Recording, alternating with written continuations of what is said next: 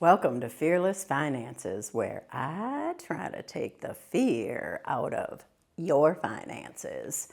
So, how are you enjoying this Trump tariff roller coaster? Super fun, isn't it? You know, I know a lot of people think that Donald J. is entertaining. I've never been one of those people. And I certainly don't like the ride he's been putting us on. Shortly after his inauguration, I put out a video telling people what I decided to do with my investment portfolio, which was to move it to really conservative stuff. I went with like one of the most conservative portfolios you can. Because unlike a lot of other financial pundits out there, I knew that Donald J.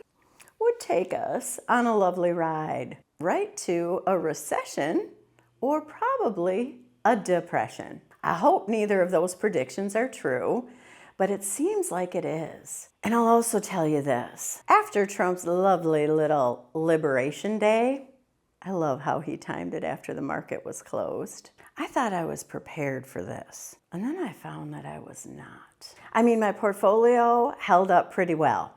I did lose a little bit of money, and we'll talk about that in this video, but I certainly did not lose as much as people who didn't get the advice in time. But when it all started happening, I thought to myself, oh my gosh, I didn't think about people selling off bonds when the bonds started to go. And I didn't think about these tariffs being the cause and that it was going to be a global issue. So I went back in and double checked my portfolio, and I want to tell you some of the changes I decided to make.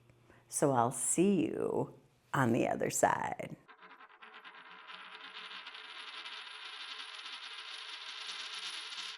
The date I'm recording this is April 10th. It's the day after Donald J. blinked and put us on a 90-day pause for the tariffs, which really isn't a 90-day pause because all of the tariffs are going into effect except for at lower rates. Other than, I think, Mexico and Canada, who are at 25%, are neighbors. Donald J., these are our neighbors. Can't you be nice? I don't think he can. And then we still have a 145% tariff on China. I don't know if like 145%. Let's just think about this for a second. Let's say your iPhone was going to be $1,000. It's now going to be $2,450. This, mind you, is for a lot of reasons, but number one on the list is so that he can give a tax break to billionaires. Yay, us. There's also tariffs that we still have on aluminum and steel and special ones on automobiles. This essentially means that even though the markets went up yesterday when they first got the news from Donald, they're on the decline today because they realize the impact, the real and true impact to the economy and to people like you and me. I want to show you a little video that I watched this morning with two small business owners that I think is super impactful and describes what's happening on many levels of our economy because Trump decided to impose these tariffs. You just recently landed a deal with Walmart and Target. I mean, that's huge for any small business owner. The White House, I say that in the context of how your world has shifted overnight. And what we're hearing from the administration is a celebration of the president's moves here. First the tariffs, and now describing the pause as a stroke of kind of strategic economic genius. We've seen investors seem to be breathing a sigh of relief. Are you breathing a sigh of relief? No, not at all. The news yesterday almost feels like the nail in the coffin for us. Tell me why. I have products in China right now produced, ready to ship. They were supposed to get on a boat yesterday and come to America.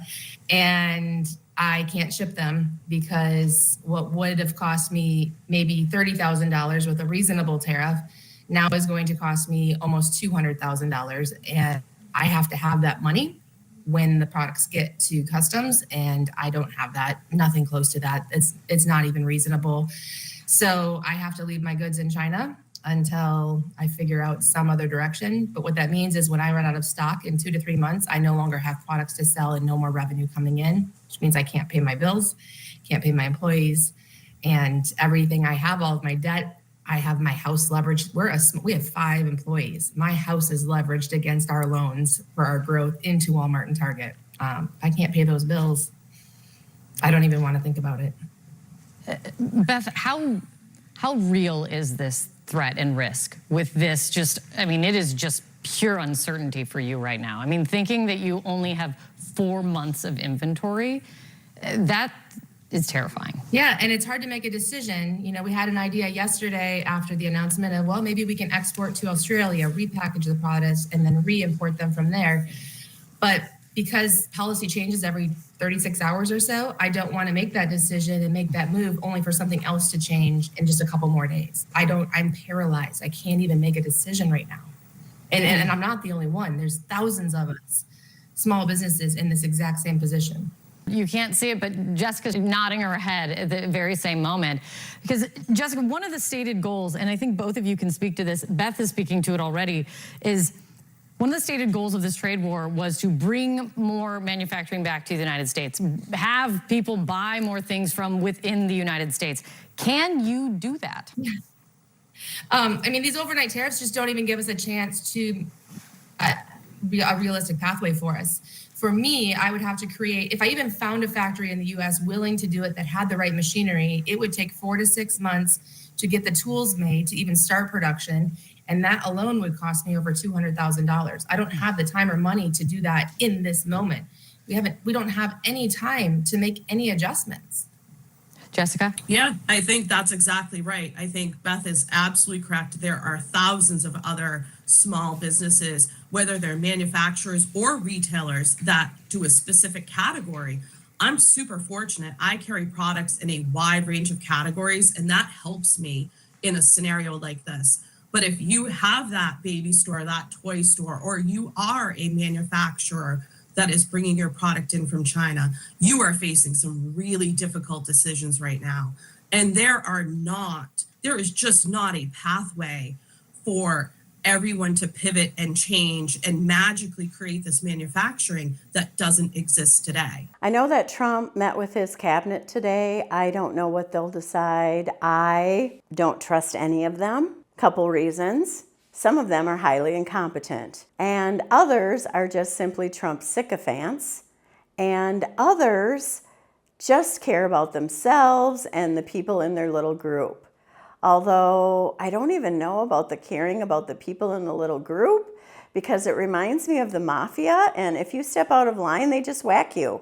That's why I don't understand wanting to be part of crime organizations. But that's just me. Let me tell you a few things. Point 1, my original portfolio, and it still stands this way today, is about 75 to 80% bonds. I've never, ever, ever held that conservative a portfolio, ever. But right now, I do not trust the economic trends, and I worked really hard to get that money built up, and I was hoping to retire in the next 4 to 5 years. It's part of the reason that I'm living in Mexico, to reduce my expenses. And I thank God that I'm here, because even though this will impact the Mexican economy, it will not impact Mexico as much as this will impact America. No matter what Trump and his sycophants tell you, every single one of those tariffs will be paid by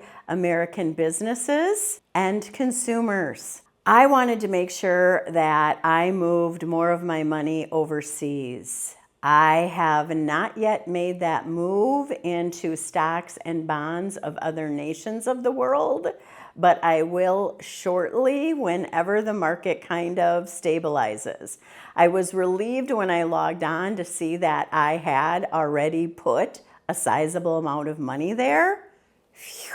But I want more. Until Trump is out of office, this will not be handled well.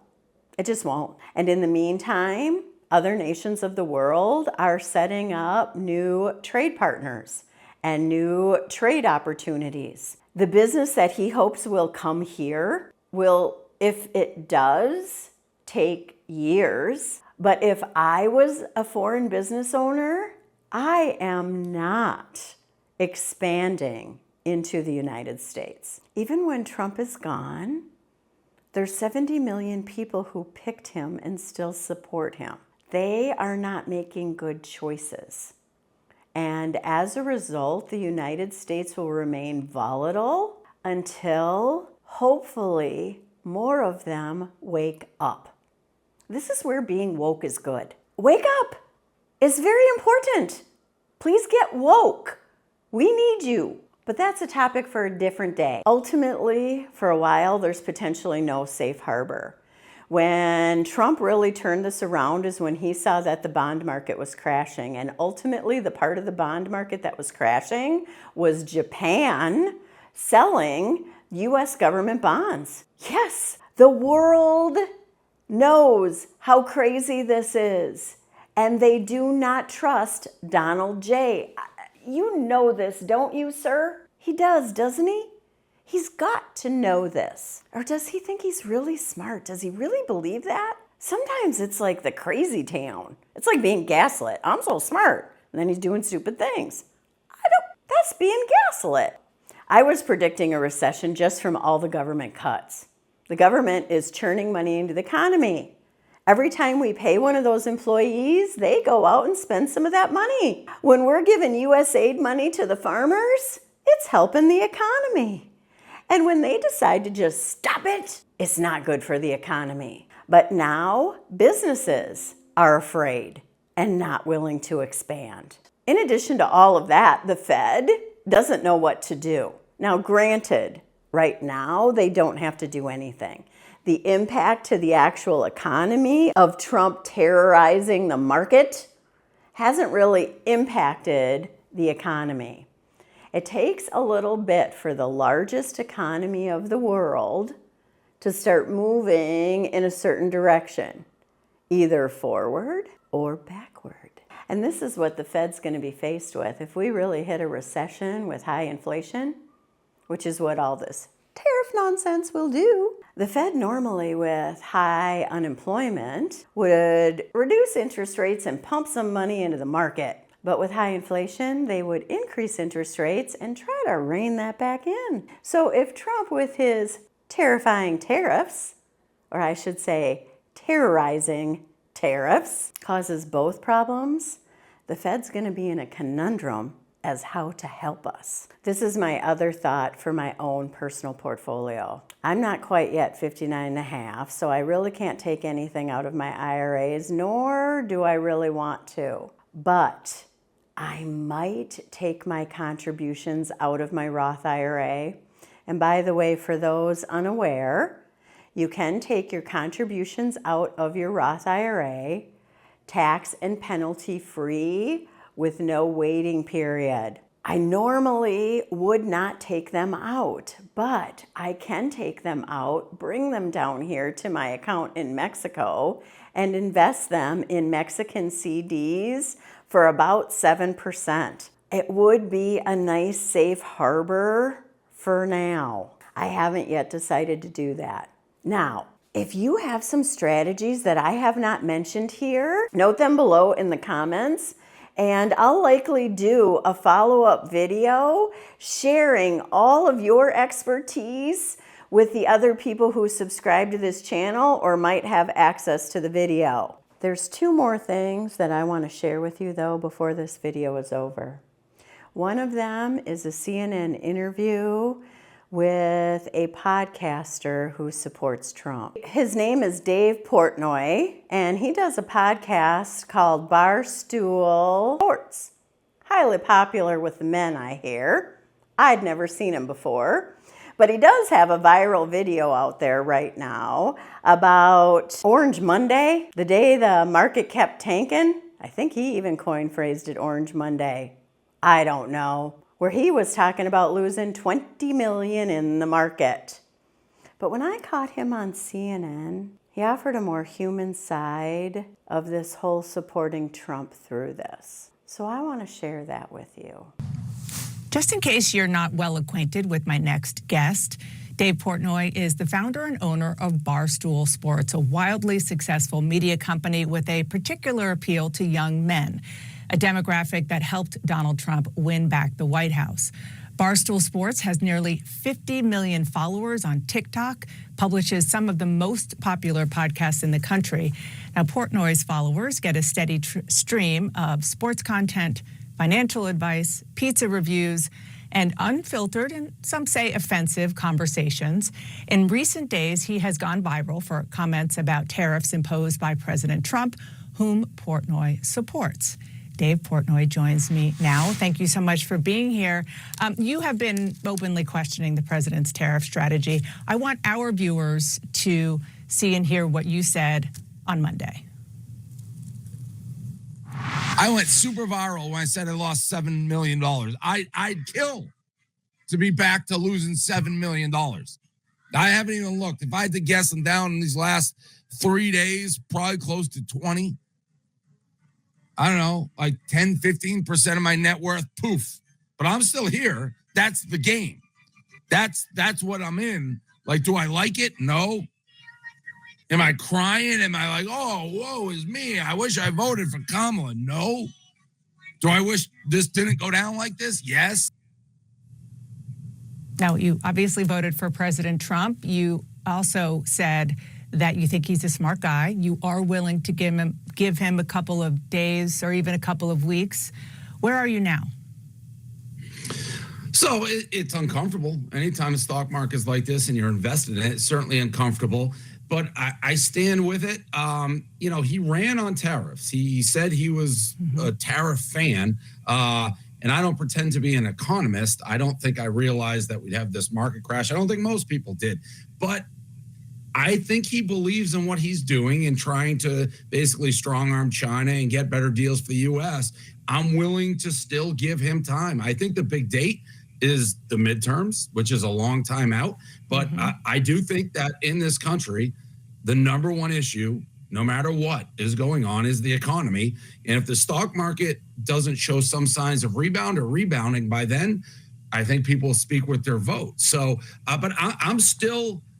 He was pretty straightforward that I'm tariffs. I don't like China. I'm going to do all this stuff. He's doing what he ran on. So to turn around just because we've had 3 or 4 bad days in the stock market, super uncomfortable. My bigger thing at this point is let's not pretend it's not a major issue. Like it is. And you can't separate. I don't think I saw the Treasury Secretary Bassett today, like separating Main Street and Wall Street. Yes, he did. They're pretty connected.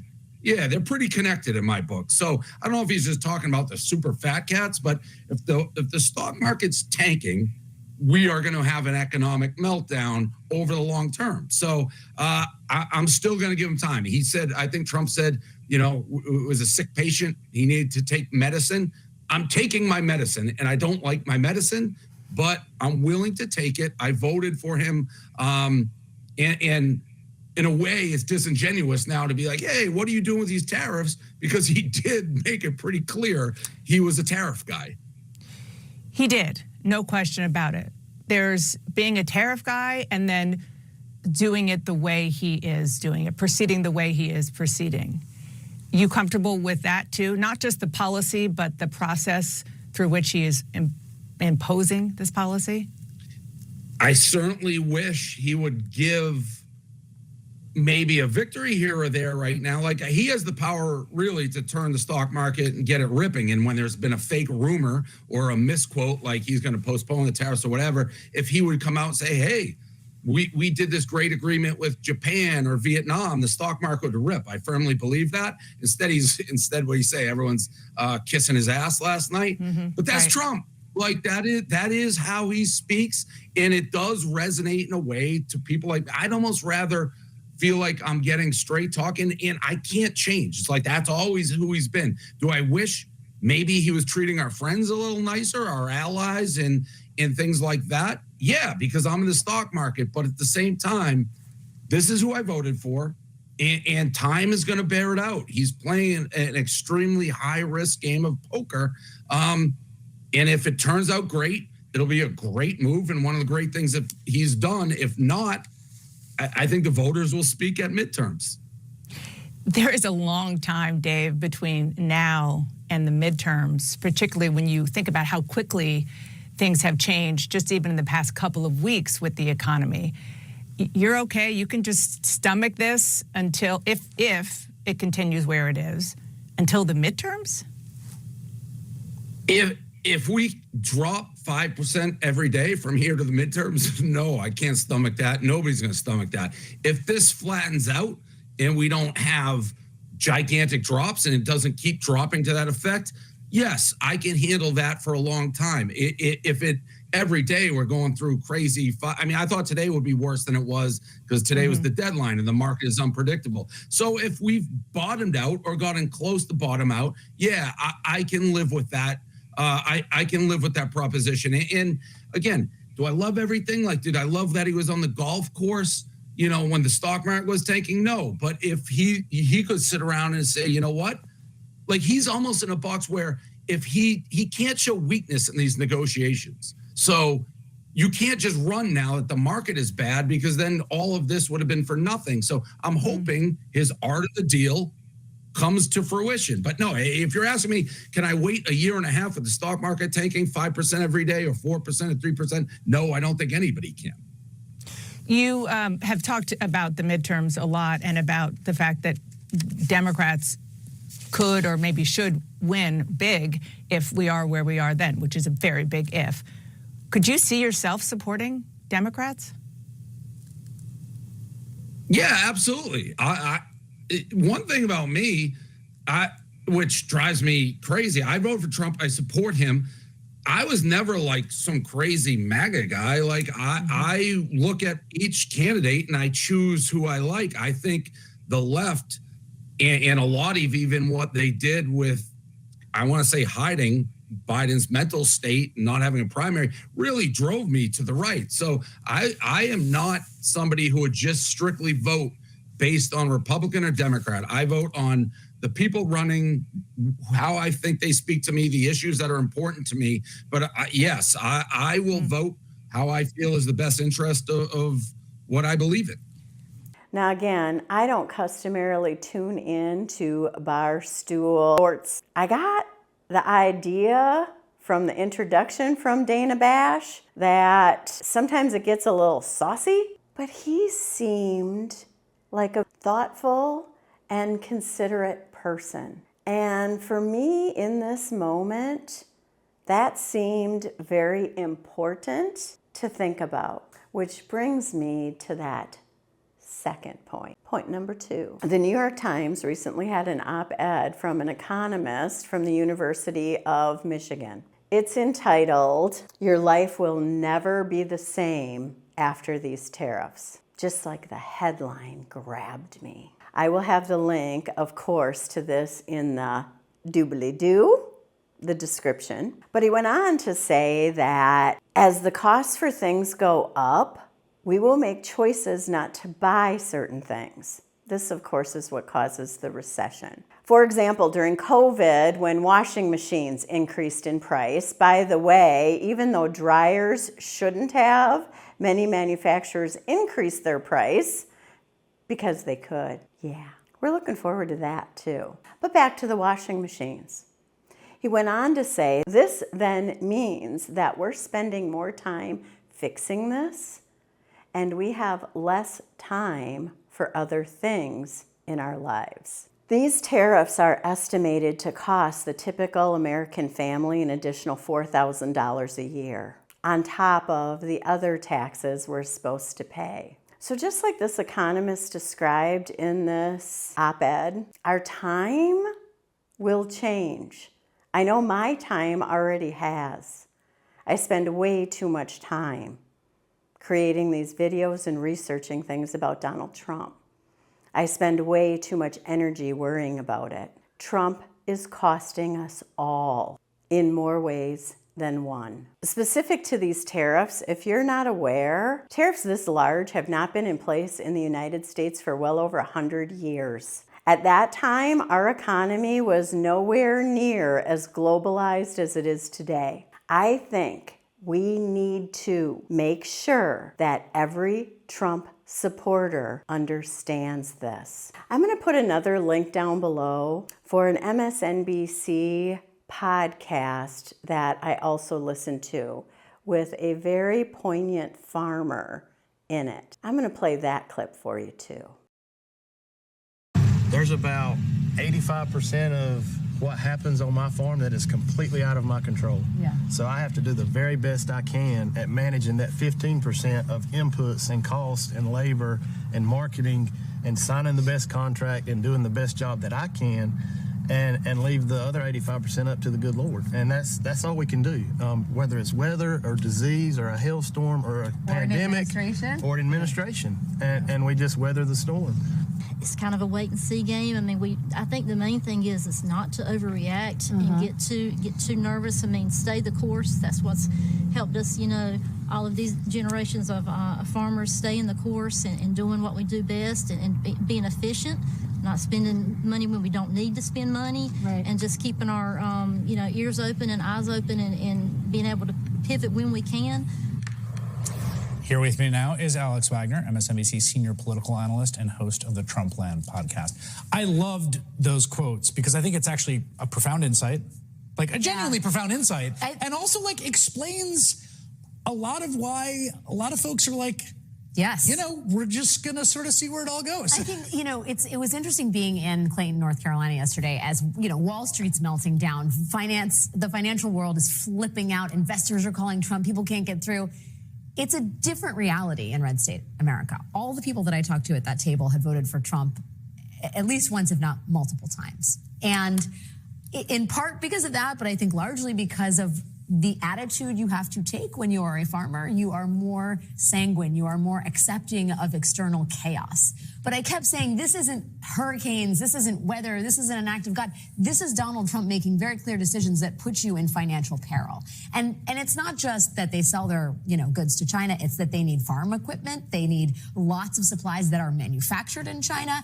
And they've already spent that money, Chris. The way it goes with the commodities trade is you've already put the money in the ground for the seed, the fertilizer, the equipment, the labor. They just got to hope come harvest time that they can sell it at a decent price and don't lose money. And Trump has thrown all of that up in the air, right?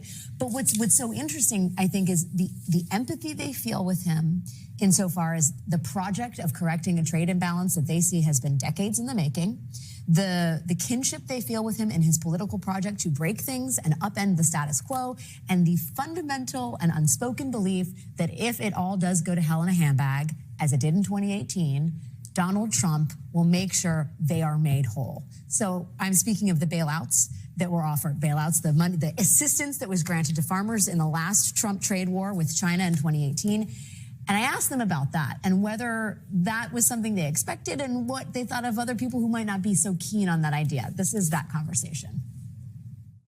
The assistance that the president put in place after the last tariff increase basically erased the financial gains from that tariff increase, which I think left a lot of people scratching their heads like, well, why are we doing this to begin with? Do you feel the same way? I feel like in the last trade war, we kind of went through the short-term pain, and I'm wondering where the gain was, maybe. We kind of came out of it in a little bit of turmoil. I think some people have not forgotten that, and they're saying, well, you know what? The people that voted to put this president in office, this is your guy.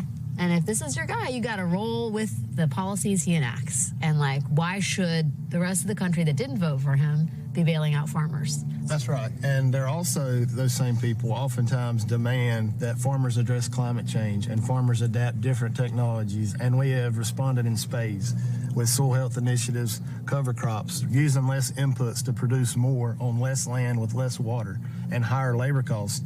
But those same people that make those demands are not willing to pay the cost for the American products in the store. They will buy the cheaper imported products that have much lower, their daily wage rate are less than what we have to pay an hour for our H-2A workers that are coming in. And the disparity when you're having somebody tell you how to do what you do best for a living and then not be willing to pay for the demands that they're making is laughable. We're fighting with one hand tied behind our backs because we're having to meet the regulations that are imposed to produce the quality food and address all of these other social issues we may or may not be responsible for. But at the same time, we're not seeing a return in the marketplace because American products are too expensive. And that's the tragedy of the American farmer is we produce the best and we meet the demands and we step up to the plate. But the consumer, when they go to the store, they're looking for the best deal and the best value. It's the system that they had take issue with is the broader landscape for American farming in a global economy.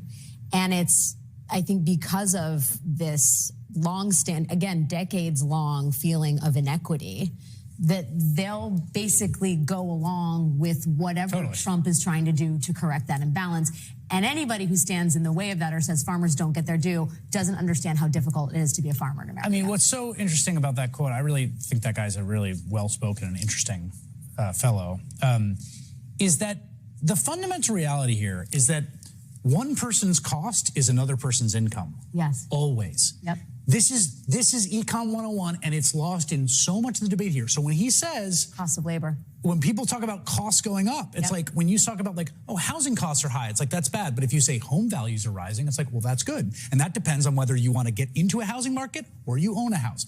If you say the cost of the corn we're growing is going up, well, that's good if you're a farmer, right? But it's not good if you're the consumer. We just had this whole election where everyone's consensus view, and I was there, I didn't lose my mind, was like prices are too high. And I asked. And now we've come out of it, and it's like, Americans, we got to get over this obsession with cheap stuff. It's like, we just did this. I was there every goddamn night. And they are farmers who are also consumers themselves. Yes. They are going to be affected both in their livelihood and just as parents and people trying to put food on the table. And yet, Chris, I am telling you, Donald Trump has not lost them. All of this helped me understand that we're all nervous and we're all scared and we're all worried. And what we really need is somebody who cares, who really cares and really wants to help us. I don't think that's any of these people. I think it's really important that we all get involved and start to protest, right? The people who represent us. We cannot keep going on like this. 4 years down the road, nothing will look the same. Look how much has changed in less than 90 days. So, in addition to letting me know about some of the investment strategies you've started to explore, note below some things that have recently brought you hope and joy. Listening to these two Trump supporters talk rationally and compassionately brought me hope. I think we have more in common than we really think. And I want to start talking about the things that we really care about. That's why I have another video coming up about insurance, because we all can care about health insurance, right? And our medical care, right? We all care about that. So I have a video coming up about that. Make sure you subscribe to this channel and like this so some other people see it. And if you'd like to see that first video that I did about investing in Trump's economy, just click right there so I can see you again soon.